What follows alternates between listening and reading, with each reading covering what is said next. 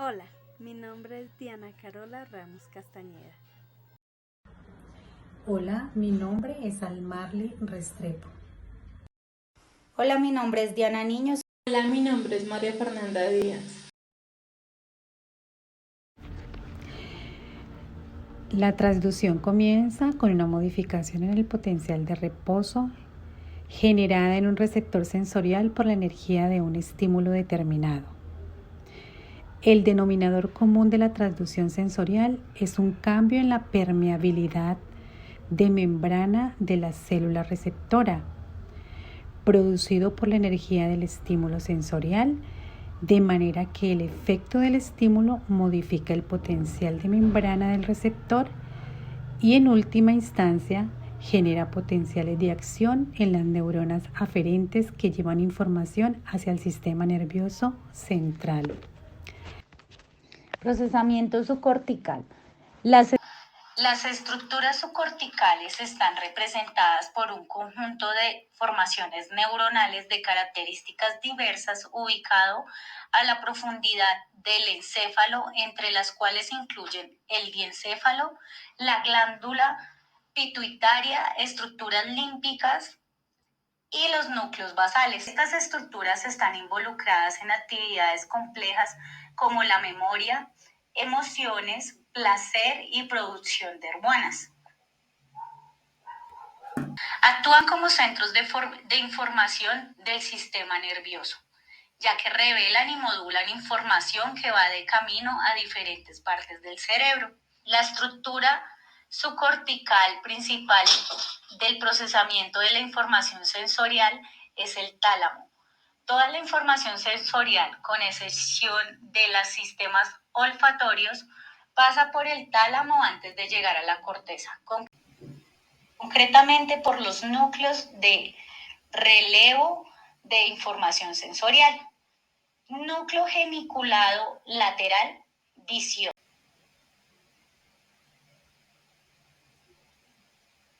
Núcleo geniculado medial, audición. Núcleo ventral posteromedial, gusto e información somatosensorial. Núcleo ventral posterolateral, información somatosensorial. La información que llega al tálamo lo hace de una forma extremadamente organizada. Dentro de esta estructura tiene lugar una serie de conexiones intratalámicas que probablemente filtran y modulan la información que será enviada a la corteza.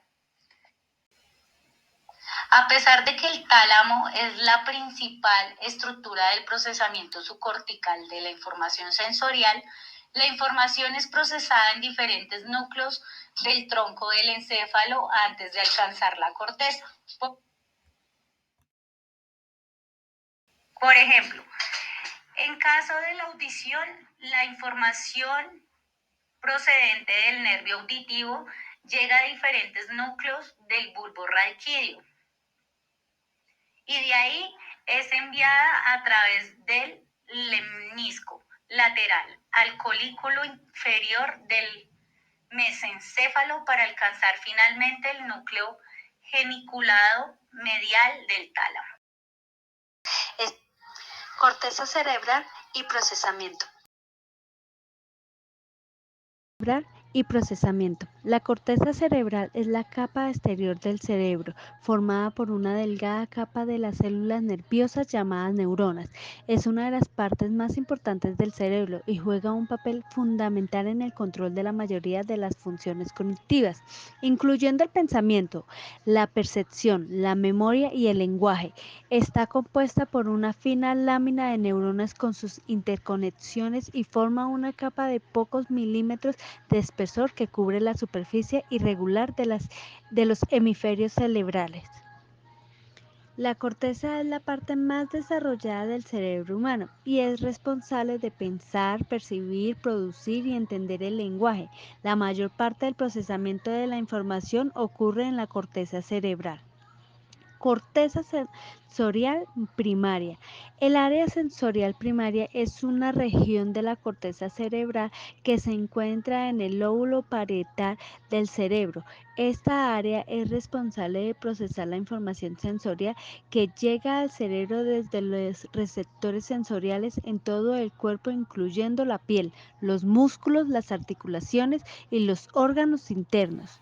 La Reorganización cortical. espacio que ocupa un parte del cuerpo en la corteza no es inmutable o estático. Además, tampoco se explica únicamente por la densidad de las conexiones sensoriales que recibe. Si una parte del cuerpo no se puede utilizar, su representación cortical disminuye de tamaño y también a la inversa. Por este motivo, el tamaño de la representación cortical puede variar una función del uso y de la experiencia. El arquitecto, pintor y escritor italiano Giorgio Vasari, quien explica cómo llevó a cabo Miguel Ángel la creación del techo de la Capilla Sistina durante casi 2 años seguidos de pintura. El trabajo se lleva a cabo en condiciones muy fatigosas, dado que Miguel Ángel tenía que estar de pie con la cabeza tendida hacia atrás, detrás, y su vista se debilitó de tal forma que durante varios meses solo fue capaz de leer y mirar sus bocetos en dicha Las posición. agnosias. La agnosia es una alteración en la capacidad para reconocer un estímulo previamente aprendido, que se produce como consecuencia de una lesión o una disfunción cerebral, en ausencia de alteración cognitiva global y sin que esa alteración pueda explicarse por una afectación de las áreas sensoriales primarias o de las vías sensoriales periféricas. Gazzaniga explicó este ejemplo con una manzana. Tenemos almacenada la forma redonda de esta fruta, pero también su color, el olor y el sabor tan característicos, su nombre, la forma como se tenía la piel, incluso el movimiento que hacemos con los labios al pronunciar la palabra manzana. Pero es que además tenemos almacenados recuerdos relacionados con ella. Puede ser que por algún motivo en nuestra experiencia personal una manzana nos despierte una emoción especial. Cualquiera de esas proporciones de información aisladas puede evocar el recuerdo de una manzana y contribuye a nuestro reconocimiento total de la misma.